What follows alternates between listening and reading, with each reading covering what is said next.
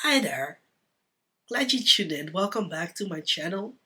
Welcome to Story Hour Sunday. My name is Lola Bottoms.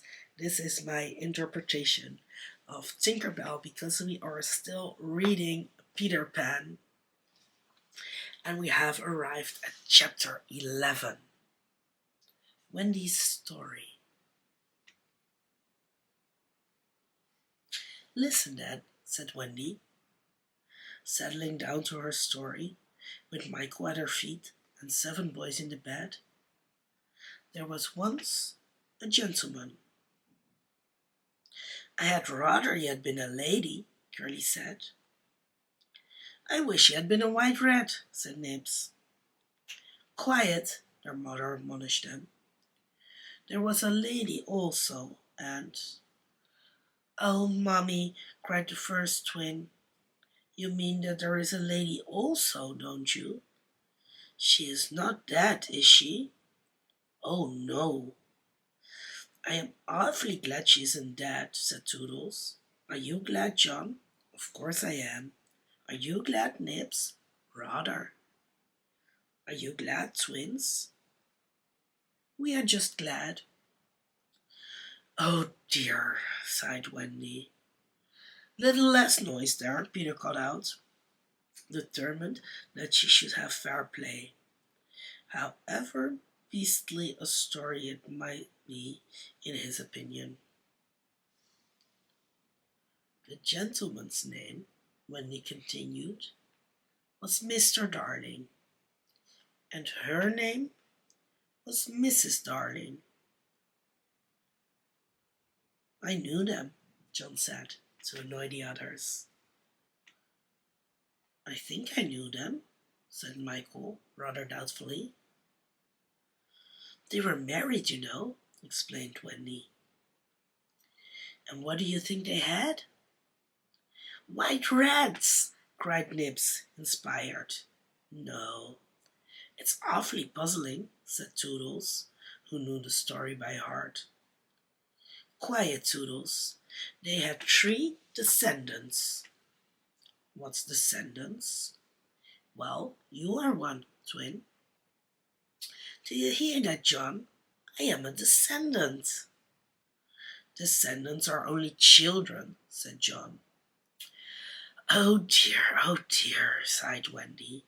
Now, these 3 children had a faithful nurse called Nana. But Mr. Darling was angry with her and chained her up in the yard. And so all the children flew away. It's an awfully good story, said Nibs. They flew away, Wendy continued, to the Neverland, where the lost children are. I just thought they did, Curly broke in excitedly. I don't know how it is, but I just thought they did. Oh, Wendy, cried Toodles. Was one of the lost children called Toodles? Yes, he was. I am in a story! Hurrah! I am in a story, Nibs. Hush now. I want to consider the feelings of the unhappy parents with all their children flown away. Oh, they all moaned, though they were not really considering the feelings of the unhappy parents one jot. Think of the empty beds. Ooh, it's awfully sad, the first twin said cheerfully. I don't see how it can have a happy ending, said the second twin. Do you, Nibs? I'm frightfully anxious. If you knew how great is a mother's love, Wendy told them triumphantly, you would have no fear. She had now come to the part that Peter hated. I do like a mother's love, said Toodles, hitting Nibs with a pillow. Do you like a mother's love, Nibs? I do just, said Nibs, hitting back. You see, Wendy said complacently, our heroine knew that the mother would always leave the window open for her children to fly back by, So they stayed away for years and had a lovely time. Did they ever go back? Let us now, said Wendy, bracing herself for her finest effort, take a peep into the future. And they all gave themselves the twist that makes peeps into the future easier. Years have rolled by, and who is this elegant lady of uncertain age alighting at London Station? Oh, Wendy, who is she? Cried Nibs, every bit as excited as if he didn't know. Can it be? Yes? No? Is it the fair Wendy? Oh! And who are the two noble, portly figures accompanying her, now grown to man's estate? Can they be John and Michael? They are. Oh, see, dear brothers, says Wendy, pointing upwards. There is the window, still standing open. Ah, now we are rewarded for our sublime faith in a mother's love. So up they flew to their mommy and daddy, and pen cannot describe the happy scene over which we draw a veil. That was a story, and they were as pleased with it as the fair narrator herself. Everything just as it should be, you see. Off we skip like the most heartless things in the world, which is what children are, but so attractive. And we have an entirely selfish time. And then, when we have need of special attention, we nobly return for it, confident that we shall be embraced instead of smacked. So great indeed was their faith in a mother's love that they felt they could afford to be callous for a bit longer. But there was one there who knew better, and when Wendy finished, he uttered a hollow groan. What is it, Peter? She cried, running to him, thinking he was ill. She felt him solicitously, lower down than his chest. Where is it, Peter? It isn't that kind of pain, Peter replied darkly. Then what kind is it? Wendy, you are wrong about mothers. They all gathered round him in a fright. So alarming was his agitation, and with a fine candour he told them what he had hitherto concealed. Long ago, he said, I thought like you, that my mother would always keep the window open for me. So I stayed away for moons and moons and moons, and then flew back. But the window was barred, for mother had forgotten all about me. And there was another little boy sleeping in my bed. I am not sure this was true, but Peter thought it was true, and it scared him. Are you sure mothers are like that? Yes. So, this was the truth about mothers, the toads. Still, it is best to be careful, and no one knows so quickly as a child when he should give in. Wendy, let us go home, cried John and Michael together. Yes, she said, clutching them.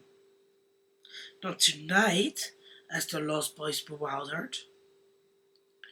They knew in what they called their hearts that one can get on quite well without a mother, and that it is only the mother who think you can't.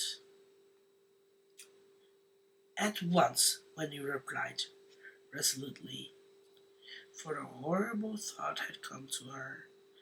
Perhaps Mother is in half mourning by this time. This dread made her forgetful of what must be Peter's feelings, and she said to him rather sharply, "Peter, will you make the necessary arrangements?"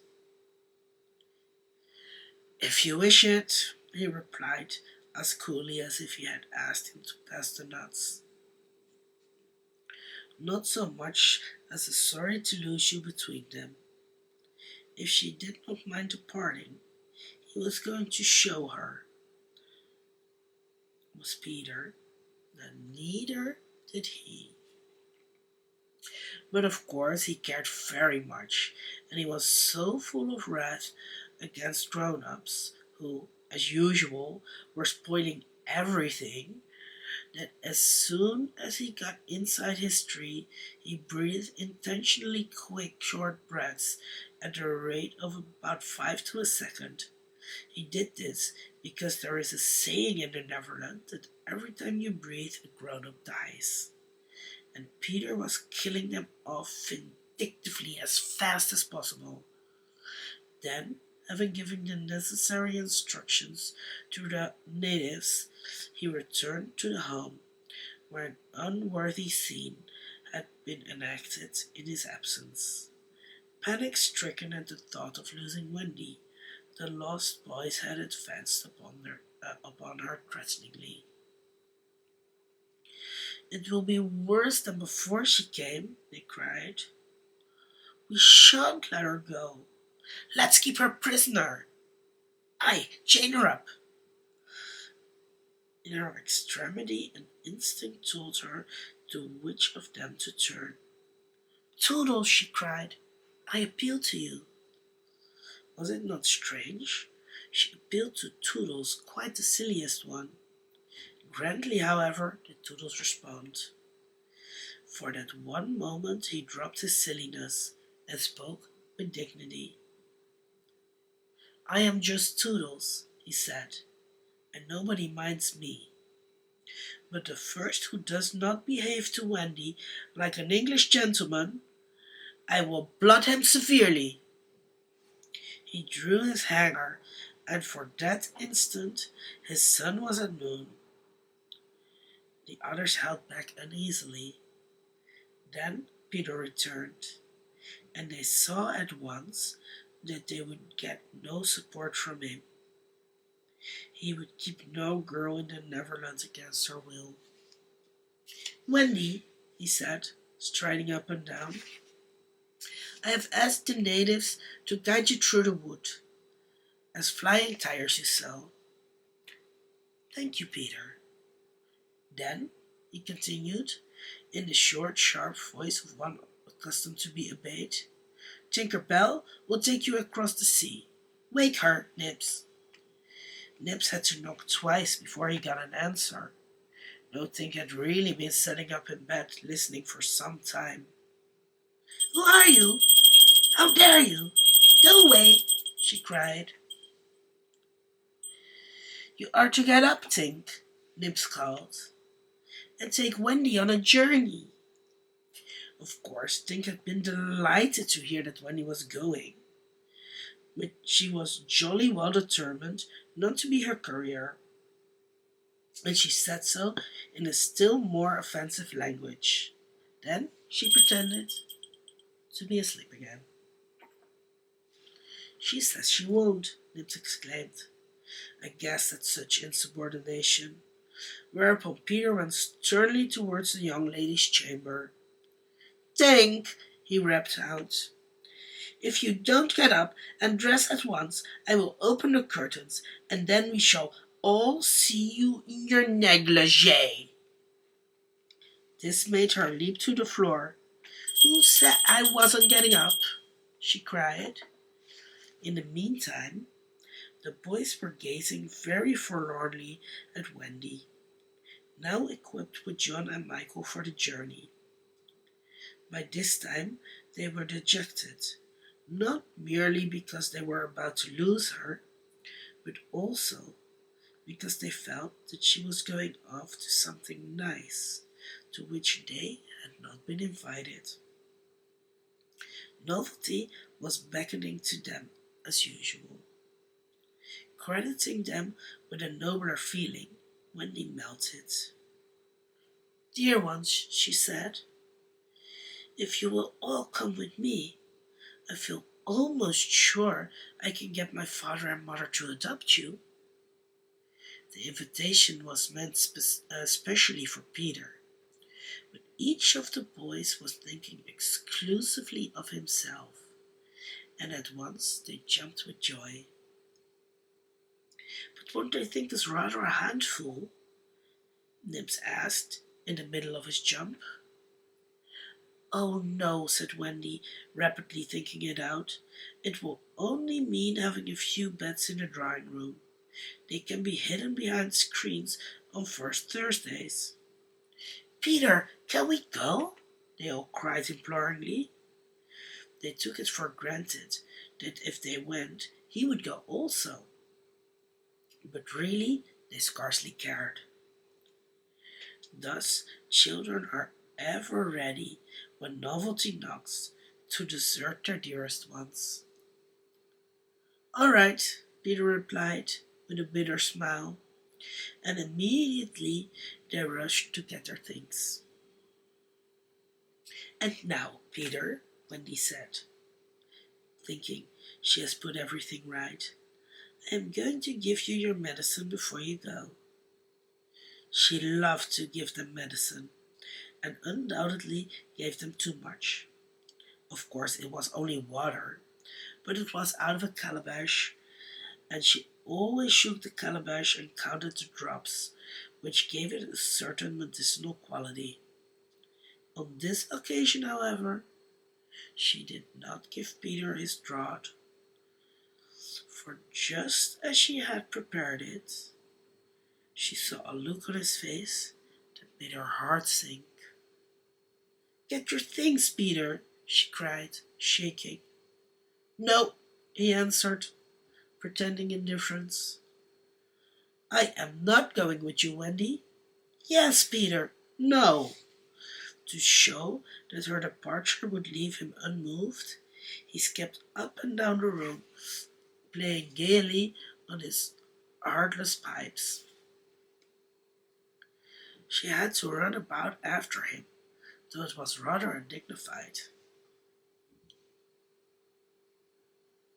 "To find your mother," she coaxed.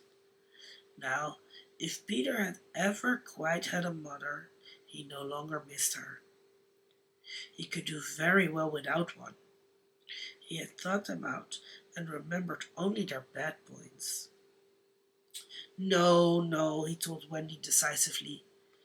"Perhaps she would say I was old, and I just want always to be a little boy and have fun." "But Peter—" "No." And so the others had to be told. "Peter isn't coming." "Peter not coming?" They gazed blankly at him, their sticks over their backs, and on each stick a bundle. Their first thought was that if Peter was not going, he had probably changed his mind about letting them go. But he was far too proud for that. "If you find your mothers," he said darkly, "I hope you will like them." The awful cynicism of this made an uncomfortable impression, and most of them began to look rather doubtful. After all, their faces said, were they not noodles to want to go?